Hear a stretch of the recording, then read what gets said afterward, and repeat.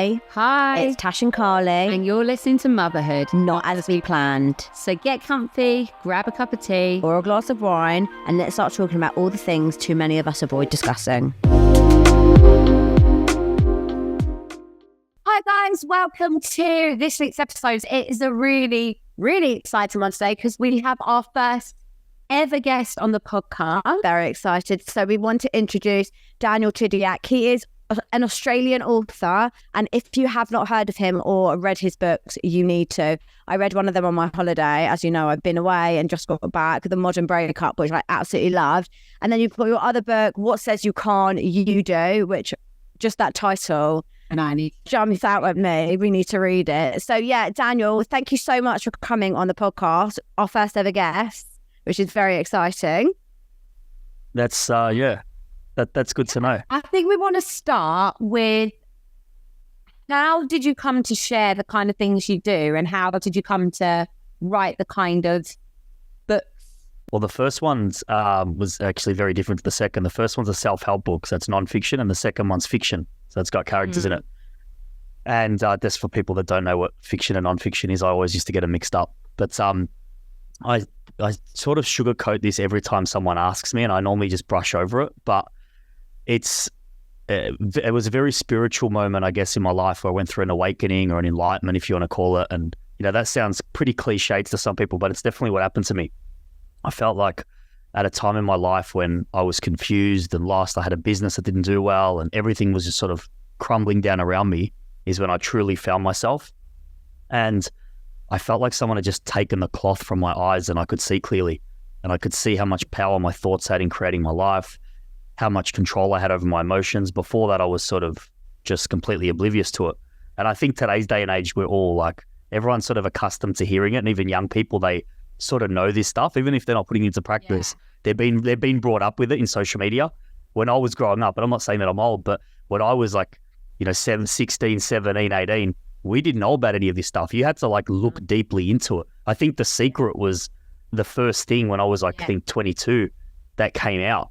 And that sort of opened this up for us. Other than that, you really had to look into it to know this kind of stuff. So when it happened to me and I was becoming awakened, that's when I started writing.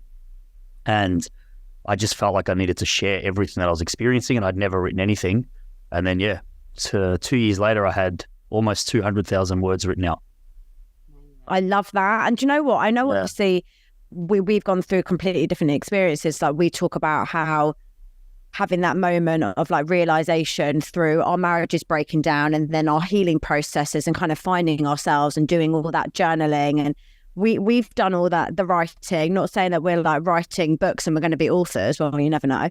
But I feel like I can really resonate with what you said, kind of like being in that moment where the cloth just comes off. It's like the rose tinted glasses came off for us. So I really relate to that as well. The Secret was the first thing I read, where I was like, I've been living a lie. Like, actually, I'm way more control of things than I ever knew. And ever since, I've been able to put those things in practice, and I've seen amazing things happen in my life, or even like awful things happen in my life, but been able to navigate them with actually quite a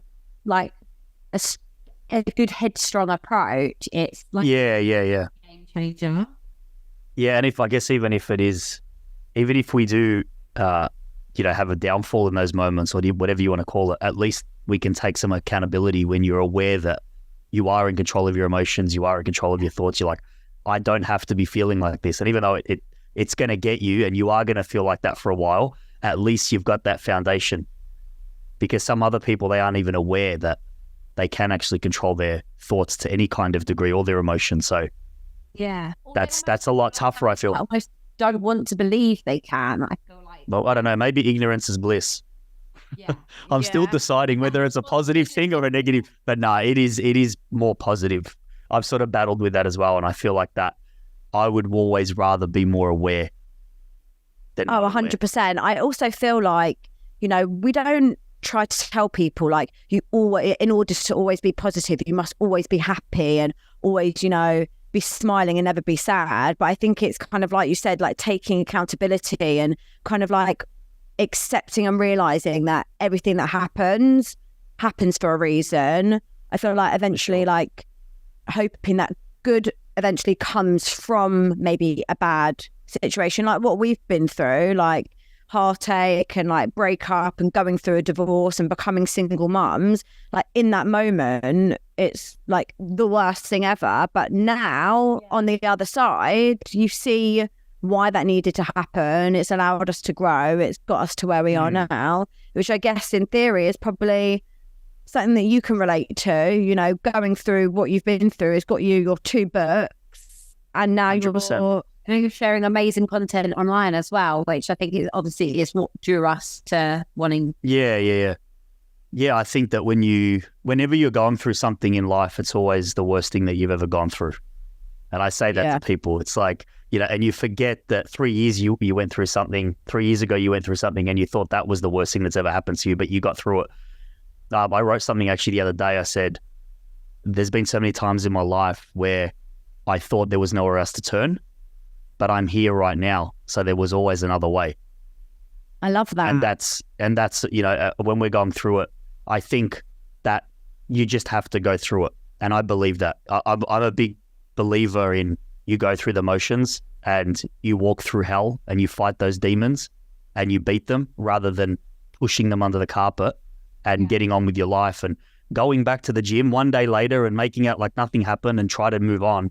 I'm not that kind of person. If something affects me, it affects me, and I've accepted that. And I will go through what I need to go through to really, really learn, because I think that's the most important thing. Because I think if you don't learn, you're just going to keep repeating. And, you know, even though sometimes we learn and we still do repeat, we are going to repeat things a lot of times sometimes. And we're just, and I think that's the hardest part. That's why we kick ourselves the most, especially in the dating world. We're like, you did it again.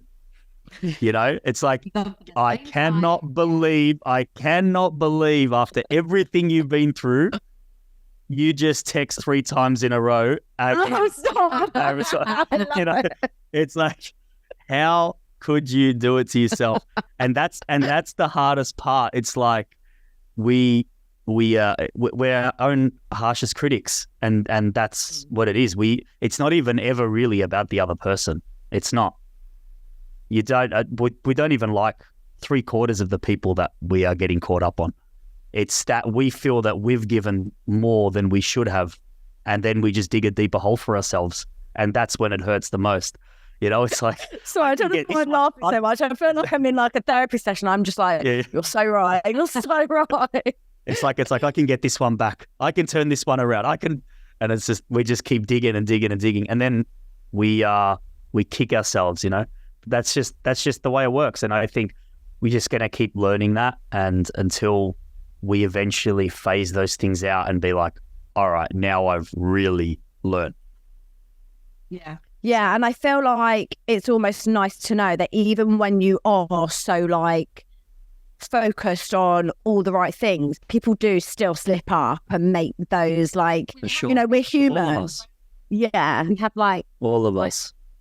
That's it. And as well, like when you do go through stuff like with our marriage breakdowns and you formed habits of like toxic traits in a relationship, and sometimes when you only really know how to be in a toxic relationship and then you're in something new that's not toxic and it's all very strange and like alien. I just think it's just crazy. Yeah. I think if you're going from something that's toxic and you mean like you're with someone that's not toxic now, is that what you mean? Like you're meeting people? Yeah, I think, and that's when we've really got to be intelligent about it. If we want to date and if we want a relationship, if you don't and you're just playing around, then whatever. But I think if you want a relationship and you know, you're getting into that from toxic to non-toxic, to not feel that non-toxic is boring. And I think it's to learn. I think if you really want a successful relationship, to me, it's being content with accepting that you can be yourself with this person and feel comfortable, that you're actually probably just feeling comfortable with them. It's not really a negative thing, but it's always this excitement or this rush that we think that we want, but really that's just insecurities, and it's coming from a very insecure place. And you will never, ever be happy with anyone that you feel like that with. You're setting yourself up for an epic failure every single time, because rather than you loving them for who they are, you just want them to love you. That's just the truth. That's most the case, I feel, with toxicity and toxic relationships. You don't actually like them or love them for who they are. They've probably done nothing for you at all for you to love, but you just want them to love you, because at that stage of your life, you would. Indeed, Daniel. And if they did, you would probably leave. That's just the truth. If they did end up loving you and they did a 360 and were completely all over you, you'd just be like, huh, because you'd realize that they were actually never right for you anyway.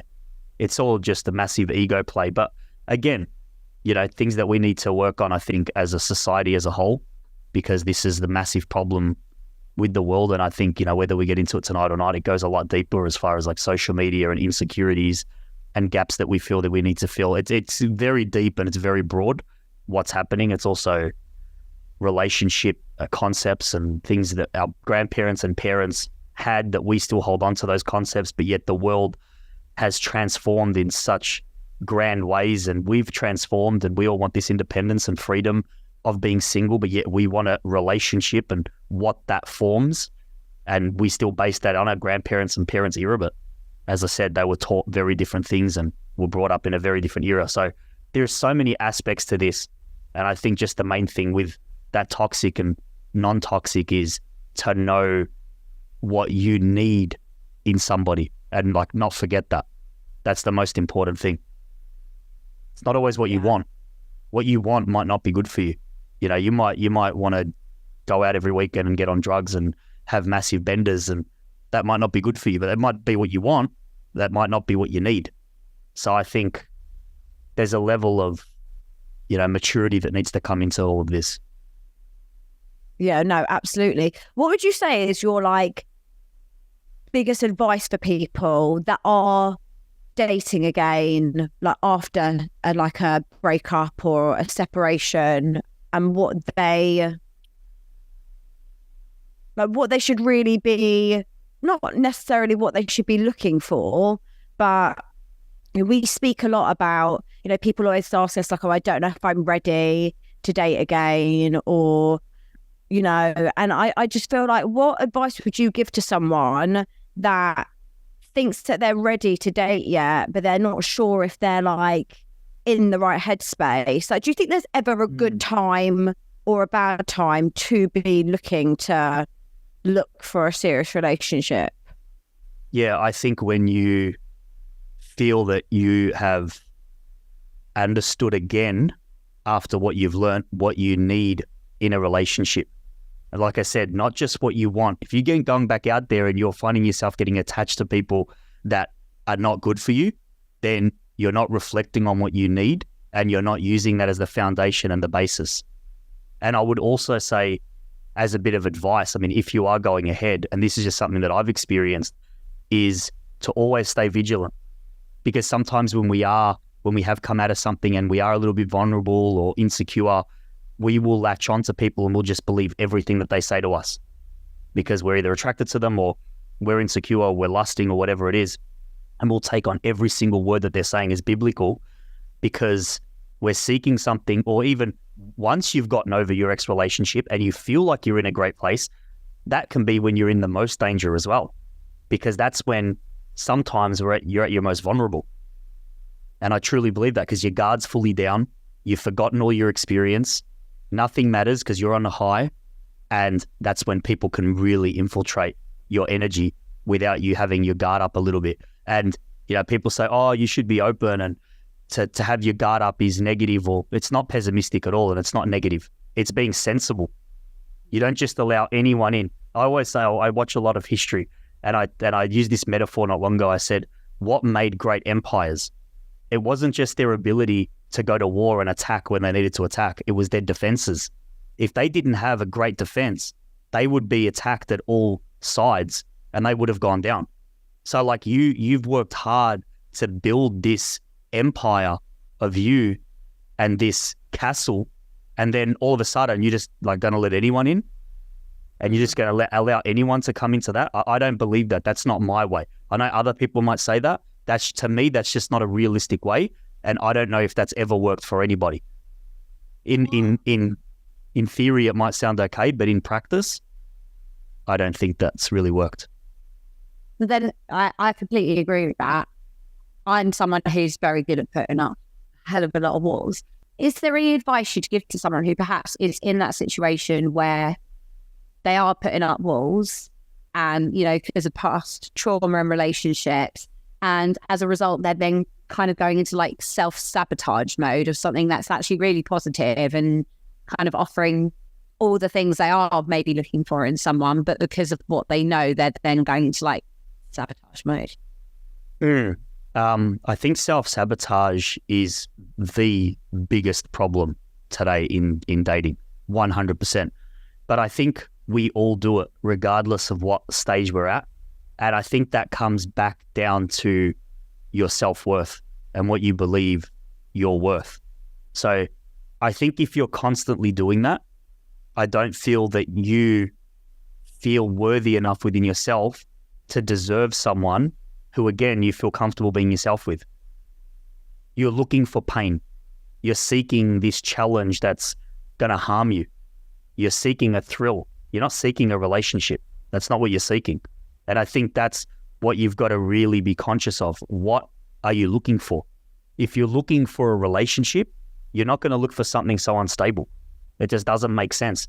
Our parents didn't do that. Our grandparents didn't do that subconsciously. They just didn't do that. So it's coming from insecurities. It's coming from a lack of self-worth. That's where self-sabotage comes from.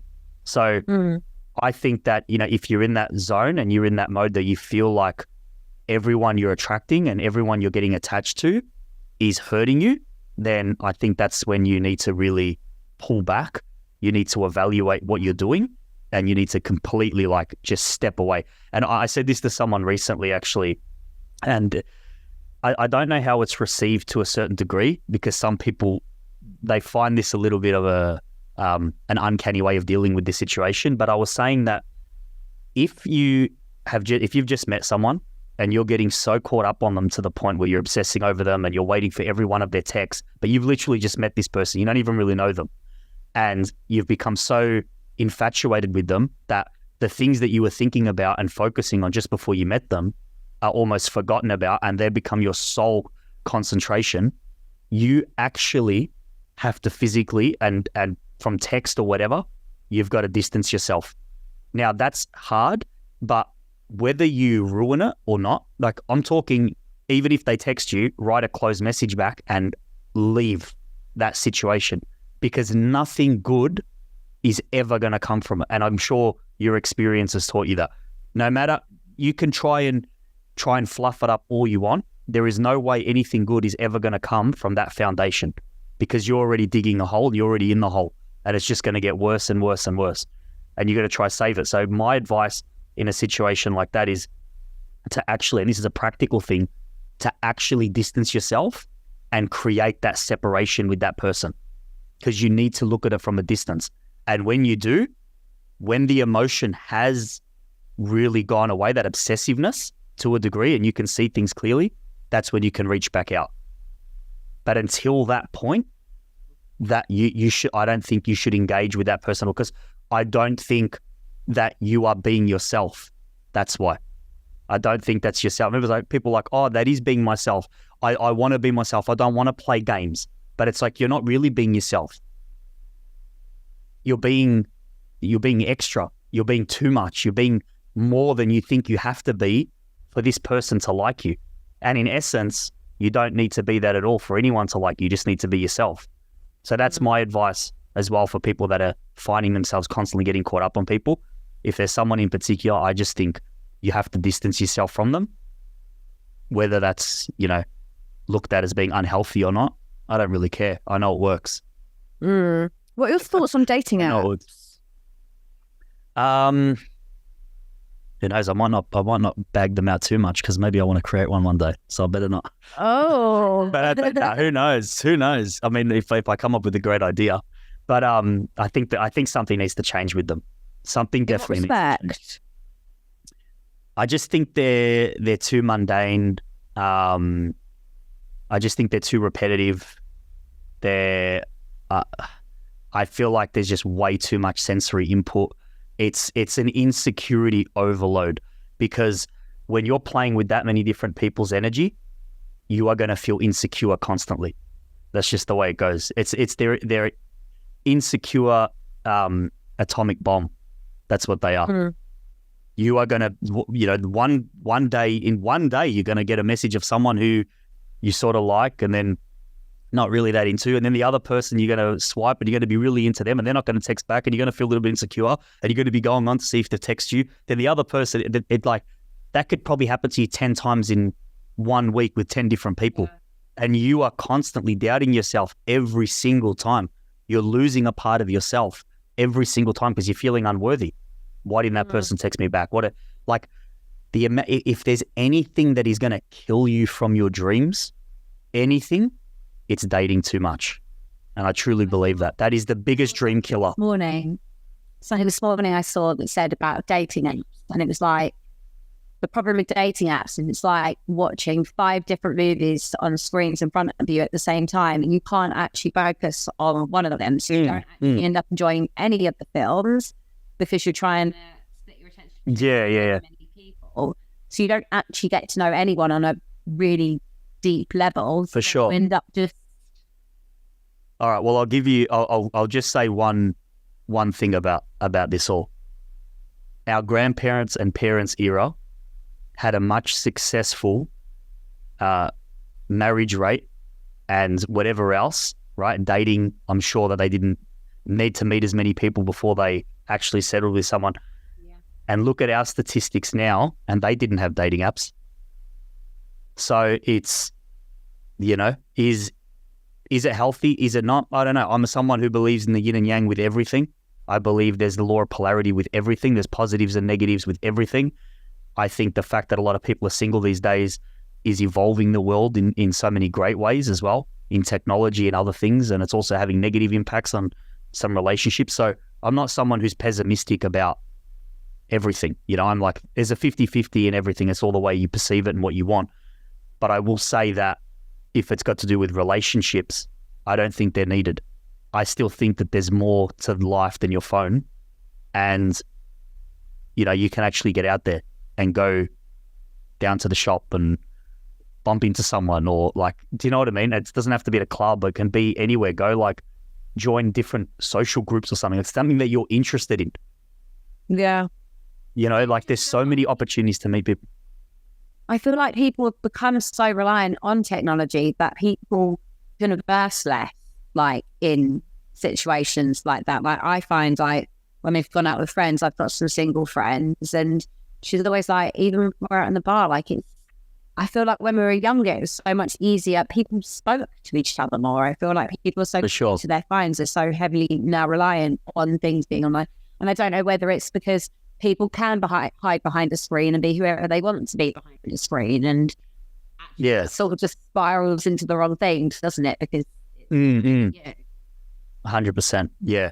I feel like the whole conversation thing as well, it's like, and I'm not one for it all the time, but picking up the phone and speaking to someone.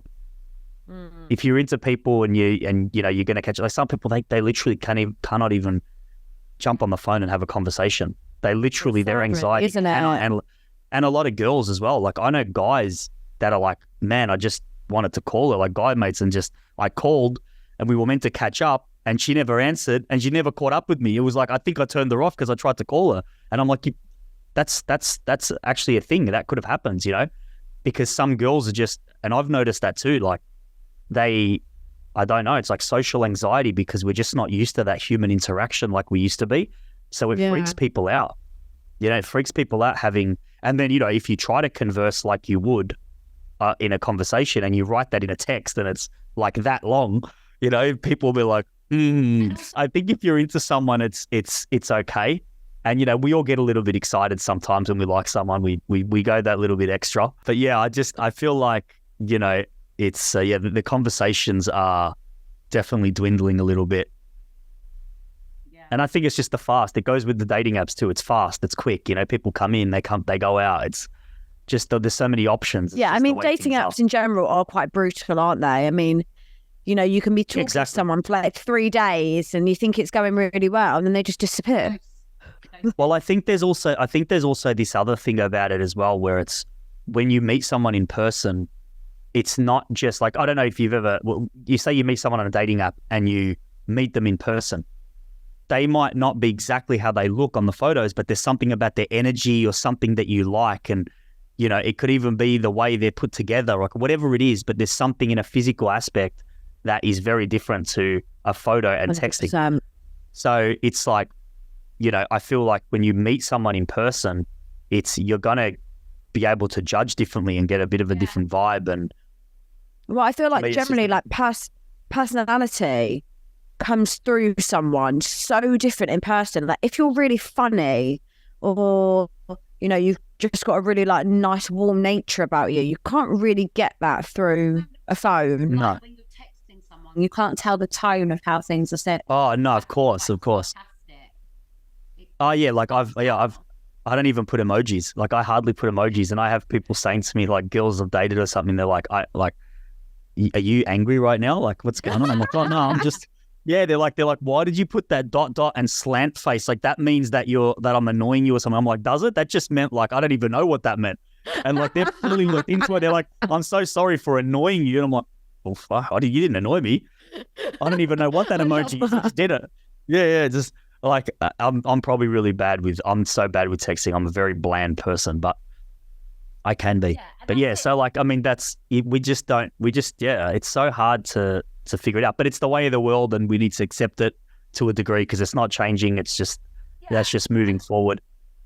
Like you said, it's not all bad. Like we're both seeing people who we both know. Both the people we're dating are from dating apps. So I definitely. Oh, okay, there you go. I definitely. Yeah. No, I'm not saying they're not bad. Yeah, no, 100%. It's just as long as you know, there's not, like I said, there's just, it can open you up to a lot of insecurities, and you need to. No, like that. It's like anything. It's like anything. You need to be aware of what you're getting yourself into, and like why you're using it. You've always got to come in with your awareness and your intelligence. Yeah, I think one of the great things about the dating apps is you will come across people that you'd never bump into or meet out because you live further apart or kind of in completely different circles socially. That's the bit I like. But the bit that you mentioned and kind of like it can really damage your self-worth and kind of like give you insecurities and stuff because you know, I can just picture, and I'm not saying it's just guys, but I can picture a guy like having like 20 chats on the go. And it's kind of like he'll just take his pick of like, do you know what? That one's now better than that one, so I'm gonna put that one aside. And thing as well, I have friends who've been dating for ages, always on the apps, and like I know she finds it so mentally draining. Like some weeks, it's full on. Too much. Yeah, it's too much. It's too much, and it is. And like I haven't been on them for a very, very long time. When I travel, sometimes I may go on them if I'm in a place on my own that I don't know anyone or whatever. I'll, you know, maybe go on, but even then I hardly will end up meeting up with anyone, to be honest. But yeah, I feel like it's just, it's like I said, it's something that can kill your dreams more than anything else because your focus is just, when you're so caught up on dating and it's consuming so much of your mind and your emotions, it's like, you know, energy flows where focus goes, right? It's wherever, yeah. And like, so that's the way it works. If you're concentrating on your dreams and your goals, I feel like when you're in that headspace, you will attract the people that are meant to be in your life anyway, because you're focusing on what I call your glory path, the path of what you are destined to be, you know, whatever that may be. But you're staying focused on that. When you're so caught up on the way others are reacting to you or how much attention other people are giving you, that's a recipe for disaster in my eyes. So it's, you know, it's got to be proceed with caution. Proceed with caution. We asked you guys to ask Daniel some questions, and we're just gonna read some for you. So the first one is, how do I work through thinking I won't ever find anyone else after divorce? I think after every breakup, we always think we're never going to find someone else. especially if we're the ones who didn't choose it. If they chose to break up, we're always going to think that there's not someone that's better or whatever. I literally think in that moment, it's just time. It's just time. In time, you will realize that that person probably wasn't right for you anyway, especially if they're the one that left. No one that ever leaves you is right for you. That's my opinion, because they're just not there. And that's the whole story, I guess. You deserve more than that. It's about loyalty. So I think in time, that's the only thing. In time, you'll realize when all the dust settles from the experience, you'll see everything clearly, and then someone will come along, and you'll be like, "Oh, I can feel again." And that's that moment, when you do feel for someone, even if it's just a short-term thing, but you realize you can feel again for someone else, and that's a beautiful moment. Okay. If he says he isn't ready for a relationship yet after a couple of dates, should I stay in touch or not? Let me just sit on that for a minute. After a couple of dates, this is without context, right? Like, I don't know if she's asked him. Yeah. Which may be a little bit... Oh, and actually, I don't think it's premature. I think that if that's something that you're seeking, you should probably be straight out. I think she should not be waiting around. I don't think she should be giving him any more of her energy. I agree. Because there's something about that. It's that we can feel that someone may change their perception, and that the chances are, and from experience, is that a lot of the time they don't. So you need to go with probability. This is about probability as well. And the probability is that this person isn't going to be. So I think the smartest thing you can do in that situation is move on and not give them really any more of your attention. There's a chance that if you hang around, this person may, but experience tells us that that isn't usually the case. So as far as I'm concerned, look, if they're still making an effort and all that, but you need to, again, proceed with caution. Proceed with realizing that this person isn't ready for a relationship. That's it. Take an ace of spades for an ace of spades. You can't play it as any other card. That's it. If they're not ready, if you want to go ahead, you go ahead with realizing that they don't want a relationship. That's it. You got to believe what they say. Yeah. What advice would you give to someone navigating a breakup? I'm guessing this is a person who's been broken up with asking this. Just go through the motions. Feel what you need to feel. Say what you need to say to yourself. Don't say everything to them. Write it down in your phone. Even if you've said things already, it doesn't matter. I've said things after a breakup that, I wish I hadn't have said. Not bad things, but just express myself in ways. And then I was like, wanted to say even more and more and more and didn't. And so glad looking back that I didn't. You'll never kick yourself for not saying it. You'll never kick... In the end, you'll never kick yourself for not saying it. You'll be more proud of yourself. So I think go through the motions, write everything down that you need to write down, burn it, whatever, act crazy. Act crazy. Like go through it, go through it. It's like that. You can just go through all the motions. Don't feel, I should be this, and I should be stronger, and I should be more focused on something else. It's like, I will. Instead of saying I should, say I will. I will be stronger than this. I will, because that takes the pressure off. Life's about stages. It's a journey. Stop saying I should. You shouldn't anything. You will, when the time comes and when the time is right. So just go through the motions. Feel everything. What would you say are the signs that you're in a relationship with a narcissist? Oof. I'm no psychologist, but I think I've dealt with 2 narcissists in my life.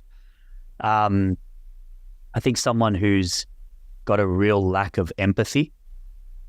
That's one of the biggest telltale signs for me.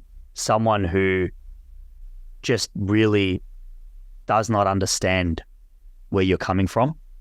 And I think another thing is someone who cannot take accountability. That's the biggest thing. I think if someone's understanding and you're being too much, you're expecting this person to constantly understand the same thing when they've already understood it and tried to make it right, because I've seen that happen in situations too. And it's like, well, maybe now you're being the narcissist. Maybe now you're being the one who's, sort of making this person feel like they're not giving you enough. That's also a case. So we need to reflect on ourselves, and are we being needy now? Are we expecting this person just to constantly entertain us and be our cushion? So we need to ask ourselves that as well, where this person has their own life. But I think if they're completely pushing everything away and never want to communicate, and the other thing is, like I said, not taking accountability. That's the biggest thing. Nothing's their fault. So they're the two sides, I would say, as well, probably. Oh yeah, for sure. And I think that's part of it. Yeah, that's part of not taking accountability, is that gaslighting aspect. I think sometimes when you're in it as well, it's quite hard to sometimes notice it. I don't know whether it's like you don't want to. You can't sometimes see things that are right in front of you. Yeah. Until you're maybe slightly... I think the word narcissist does get thrown around a lot these days. Yeah. And we need to be a little bit careful with it all. But I think that there are 101 narcissists, which are like, there's a level of grandiosity. There's a constant expectation. There's surfaced elements to them wanting to be in a relationship rather than them seeking an actual real connection. So there's multiple aspects to it, I believe, and facets. But I think in anything, just go with your gut. For someone who thinks they might be in a relationship with someone who is a narcissist, what advice would you give to someone who perhaps is stuck in that relationship with someone who is presenting narcissistic characteristics and wants to get out, but kind of feels like, I don't know, they're like stuck? I think it's really hard to comment on that, only because there's so many different scenarios and situations. Like if someone's married with kids, that's a very sticky situation. How much of a narcissist is this person? What are they actually doing? It's so hard to comment on that because, I don't want anyone leaving a potentially great relationship that could be great when this is just a moment in time. Just because, I've said leave. I would never say that. But I think definitely communicate with this person and tell them how you're feeling. I think if you're dating, if it's like an initial dating thing and your gut's telling you that this person has got these traits that you've experienced before, because I'm guessing that's why you've picked up on them, because you've been there before and you've seen them. I think that's probably you repeating patterns of going for the same kind of person. And I would say to leave in that situation, because I don't think there's any good that's going to come from it. If you're quite aware of it and you can feel that those things are coming back again with another person, that's probably you attracting those same things until you learn your lesson. So, and again, not accepting someone who's loving towards you and kind. And I say that all the time. People constantly search for things that they've had but given up. People search their whole life for things they've had and given up. And two of those things are love and kindness.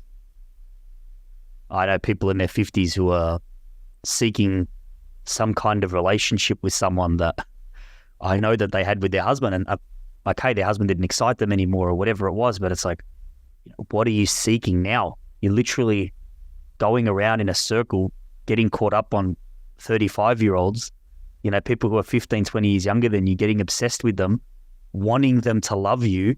So what are you actually seeking? What are you searching for? Because you're saying, I want this and I want this and I want this. And it's like, you're describing the last person who you're with but left. So it's like, maybe what you really want is excitement. Maybe what you really want is someone not to give you that attention. Like, we got to be honest with what we're actually seeking and what we're engaging in. That's, I think, the biggest truth. The biggest truth is always about us. What are we seeking? What are we going for? And that's when we work that out, that's when I think we can look outward. But usually it's a more of a reflection of us than the outside. Yeah, that's true. Deep. Yeah, that is a bit, we got a bit deep there. something that I wanted to ask you. I feel like maybe it's harsh for me to say that it's quite rare to find like a man with such a, not knowledge, but like an understanding for like all the things you talk about and things that really like drew us to wanting you on the podcast. Like what made you kind of like, is it just life experiences and relationships that you've been through that have really got you to understand? You've got like a wisdom about you in terms of. Thank you. Thank you. It's just, I think it's just my observations. I've just observed things. I've been an observer ever since I was young. And I felt on a very deep level ever since I was young. And I feel like this is my calling, is to observe things. And when I have an experience, I think that's why I'm able to write and I'm able to articulate in words what I experience. And I can write 15,000 words on one little experience because it's like it breaks into words for me. It's a very strange experience. When I go through something, it goes into a million pieces and I can see all those different million pieces and why this happened and why that didn't happen and that angle and what they really felt and how I felt about it. And I think it just comes from an observation point of view and perspective. I just think very deeply about everything that's ever happened to me and that happens to others. I try to work out why. And I don't think we ever really know the why. It's a constant pursuit. That's why we're always learning. But that's just my thing. Some people paint, some people make music, some people do other things, some people box. This is just my thing. I just observe and I write. And now more recently speak. Just the last 6 months I've been speaking, actually, just coming out and saying things. Yeah. No, and they all just really, really resonate. I feel like something that we've noticed is even like people listening that may not, our first guest isn't even a parent and our podcast, started off being about like motherhood. But I feel like at the end of the day, like there's so many life experiences. It doesn't actually matter whether you're a parent or a single mom or, like people go through the same sort of things in life that I feel like you can kind of relate to the sort of things that you're talking about. And it's just, it's quite refreshing. I feel like everything you're saying, I'm literally just like, wow. Yeah. I sometimes when I'm talking, I'm learning as well. Like I'm like, I've got to put that into practice. So we're all learning, and no matter who seems like the expert in anything, no one's the expert because we're all susceptible to these things. And the moment you think you're not susceptible is when you're at your weakest. When you think that you're all worked out and you've got it all, and that's when someone comes in and they creep in and they get you. They get you because you think you got it all sorted out. Yeah, literally. What advice would you give to someone to like just try and stay in a happy and healthy relationship? What do you think is key for two people in a relationship to make sure that they should be doing to, stay together and be happy? I always speak from my parents' perspective because they've been together for I think 45 years now. And I've grown up and seen that, and I've seen them argue and I've seen them nearly break up so many times, but they've stuck it out. So I will say that you're not always going to be happy. That's the first thing. It's like we have this perception that a relationship is always meant to be healthy and happy. It's not. That's not what you're dealing with. Human beings, we're so complex. I think the main thing is you have to ask yourself, do I want to do life with this person? Do I respect this person enough? And do I love this person enough? And their imperfections and everything about them, that regardless of anything, I want to stick this out and I want to do it with them. I think that's the most important thing. And if there's even the slightest yes, and it's like, yeah, because I know they're a good person deep down, even with their imperfections, because we all have our shortcomings, and there's something that you can deal with, I wouldn't just leave. I think that's the problem with these days. We just leave, it's like people give up. People give up. I think it's just so much easier these days and so much more normal that people don't like put up that fight anymore. I think so. And like I said, it's all depending on what you want. You got to be very realistic with what you want. If you want to play that dating game constantly and you want to get the grass isn't always greener on the other side. Mm. You know, the grass isn't always greener. So you need to be really aware of what you want, what you're seeking. And if you are still seeking a relationship, then it's always going to take work. It's always work. It's not some easy ride, you know, but neither is dating. So that's just the way it goes. So I think just be realistic about your expectations in any kind of relationship. Yeah, no, thank you. I like that. So every week we do like a little segment and it's called Stay or Leave. Obviously we don't have context like really deep, but people just send in scenarios with kind of discuss them and give advice. Obviously we always say like very much take it with a pinch of salt. As we've said, we're not here to kind of tell people what they should or shouldn't be doing, but we feel like because they're obviously giving us this information, they want a bit of advice. So let's see what ones we got here. So someone's put here, I've been married for 7 years and we have a daughter together, but my husband is like a flatmate. Do I stay or do I go? I would never say to leave in this situation. No. So I'm someone who's a little bit old school like that. I don't say just leave.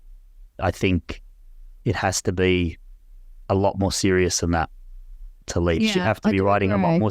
I should have to be writing a lot more serious things to be leaving than that. I don't really know what that means, like what that entails. If a flatmate means, I get the impression from that. If he's getting random girls, if he's getting random single girls around, being a bachelor, I don't know. Then maybe she should leave. But it's no. Like, I mean, I get the impression from that she means like it's like they're just friends. So they need to get the spark back. Exactly, and that's right. And it's like you don't just leave. And this is the thing. It's like, what have you guys tried? What have you tried? What have you tried? You know, like go away together. Start going on dates again. Start like take up an activity that you guys have both never taken up before. Yeah. I like that. I know a couple that took up free diving together, and they actually rekindled. Yeah, they rekindled. They reached out to me on Instagram actually and told me their story. But yeah, it was an interesting one because I free dive and I put up a photo that I was in my wetsuit. You? Oh, well, yeah, I don't massively, not like that free diving Netflix show. I didn't go. Like, oh my God, I saw that. I'm going. Yeah. No, I'm going like 10 meters down and like I go spear fishing. I've got like a big gun in there and yeah, I hardly shoot anything because there's not much around. But we go sort of hunting underwater, but it's a bit of a sport. Well, actually not a sport. I would say we do eat everything that we shoot. But yeah, it's that they reached out to me after they saw that and they're like, oh, we free dive and that's how we rekindled and blah blah blah. So like they literally were like on the rocks and they took this activity up and they just like refound this spark that like, oh, we can actually have fun together again. We do get along like we used to. Yeah, it is that, isn't it? I feel like especially when you have kids and your life very much becomes just like that mundane, like mum, dad, like for sure. He's at work, you're dealing with the child. Yeah. And it's a good piece of advice to kind of find a new activity to do with your partner and kind of remember why you fell in love with them in the first place. Yeah. It is sad that things as simple as like, oh, the spark's gone or we're just mates. Or just leave. Yeah, just like leave, you know? What is your view on staying in a relationship if there's been like infidelity or something? I've seen people get through it. And really come out the other side and be very, very happy. So I don't think, again, it's something that you just say leave. I'm someone who, I'm a fighter in general. I'll exhaust things all the way. In theory, that sounds okay. In a practical sense, would I stay with someone who's cheated on me? Probably not. But would would I try? Yeah. Your leave. But would I try everything? Probably, and who knows? But, it's also very hard to leave someone when they've cheated on you that moment. You're very insecure. You want them to feel, you want to feel loved again. You want to feel like you still mean something to them. I think that's a really hard time to leave. I think that a lot of people that I've noticed when they get stronger again and they're sort of back to normal, then that's when the penny drops. They're like, oh my God, I'm actually with this person who's done this. But, you know, like I said, I've seen people get through it. So again, it's people do make mistakes. There are ways to fix it. Do you think it's maybe dependent on the people involved and kind of like the type of personalities involved in that scenario? Because I feel like I'm someone I know could not ever move past it. I feel like I would bring it up constantly. Oh, for sure. Yeah. And that's toxic in itself. Like if you can't, it's like if you're going to stay, then you've got to like forgive. And if you're 100%. That person that can't. That's right. That's right. It's all in your personality type and whether you can. I would probably give it time. If you really love this person and, you know, you do see a future with them and they're extremely apologetic and, you know, they've said sorry for everything that they've done and they've tried to make it right. You could give it, if you're that type of person, that's a really hard one. It's all dependent on you. It's all dependent on, you know, what you're willing to accept or forgive or not. And I will say that I've seen people get through it and come out the other side. Yeah, which we've spoken about before. Yeah, I have as well. Yeah. I've obviously also experienced the other side. Yeah. Yeah, for sure. So it can happen. Amazing. So thank you so much for coming on the podcast. It's been so good. I mean, I feel like everything you're saying, I feel like it's given me a bit of a refresh to just my like mind. yeah, really interesting. So we hope you guys all got something from it. And yeah, if you want to buy and have a look at Daniel's books, you can buy them on Amazon. Should we put a link on the episode? Definitely. Where you can get that from. And yeah, don't forget to follow us on all our different channels. Don't forget to share. The more you share, the more people we manage to reach. And make sure you give Daniel a follow as well. Yeah, absolutely. Because we love your content. Thank you so much. It's been really good. Thanks for having me. Pleasure. We'll speak soon, of course. Ciao. Thank you. Bye.